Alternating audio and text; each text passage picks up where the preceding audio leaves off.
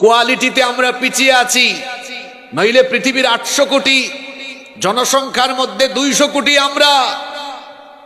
পৃথিবীতে আমাদের কোথাও অস্তিত্ব নাই, বরং পশ্চিমারা গোটা দুনিয়াতে মোড়লগিরি করে। আর আমাদের পূর্বপুরুষদের সোনালী ইতিহাস কি আপনার জানা আছে? যারা সংখ্যায় ছিলেন অল্প, কিন্তু কোয়ালিটি ছিল এমন, অল্প সংখ্যক কোয়ালিটিপূর্ণ মুসলমানরা পৃথিবীতে এমন ভাবে দাপিয়ে বেরিয়েছেন, অর্ধ দুনিয়াকে তারা তাদের পায়ের সামনে রেখে শাসন করেছেন। আল্লাহু আকবার! এটা কোয়ালিটির বদৌলতে হয়েছে, কোয়ালিটির বদৌলতে হয়েছে। অর্ধেক দুনিয়া মুসলমানরা শাসন করেছে। এটা কোয়ান্টিটি দিয়ে নয়, জোরে বলতে হবে কি দিয়ে।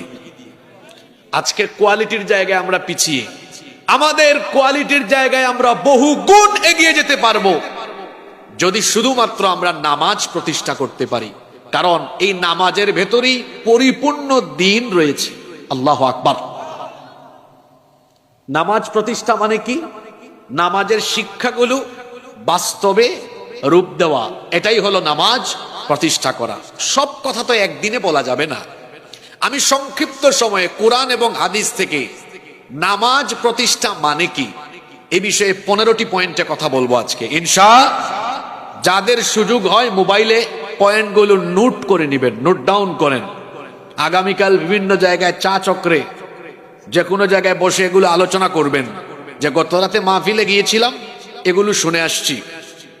আপনার থেকে আরো অনেকে উপকৃত হবে ইনশাআল্লাহ। ফায়দা হয়, দুনিয়া আখিরাতে কল্যাণ হয়। এই কথাগুলো আমার মুখ দিয়ে তুমি বের করাও, আর আমাদের সবাইকে তুমি এগুলো হেদায়েতের নিয়তে শুনবার তৌফিক দিয়ে দাও।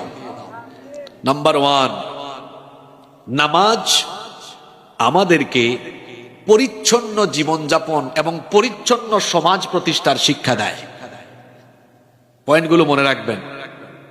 আপনি নামাজে আসার আগে অপরিচ্ছন্ন নাপাক হয়ে আসেন না পরিচ্ছন্ন হয়ে আসেন? জোরে বলতে হবে। নামাজের ভেতরে এবং বাহিরে কিছু ফরজ আছে, তার মধ্যে বাহিরেই বেশি। আগে আপনার শরীর পাক, কাপড় পাক, জায়গা পাক, আছে না?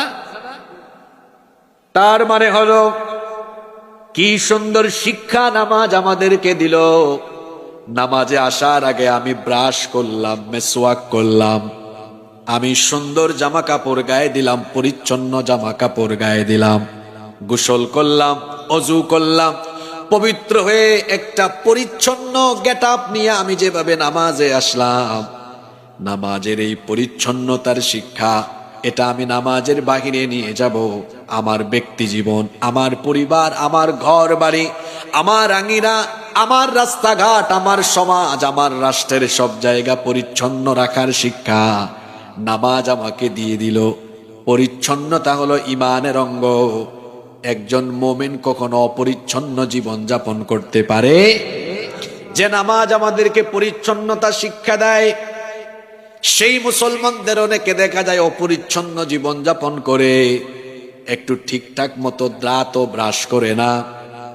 অথচ আমাদের নবী এমন ছিলেন, আপনি আর কতটুকু স্মার্ট, আপনি রাতে একবার সকালে একবার ব্রাশ করেন, আর আল্লাহর নবী দৈনিক 7 বার মিসওয়াক করতেন। আল্লাহু আকবার! দৈনিক কয়বার? আপনি বলবেন হুজুর 7 বার হয় কিভাবে? আমাদের মা উম্মুল মুমিনিন আয়েশা রাদিয়াল্লাহু আনহা বলেছেন, আল্লাহর নবী ঘুমানোর আগেও মিসওয়াক করতেন, আল্লাহর নবী ঘুম থেকে উঠেও মিসওয়াক করতেন। হইল কয়বার? আর প্রত্যেক নামাজের আগে আল্লাহর নবী মিসওয়াক করতেন। তাহলে 5 ওয়াক্ত নামাজের আগে 5 বার, আর ঘুমানোর আগে ঘুম থেকে উঠার পরে 2 বার। টোটাল হইল কয়বার?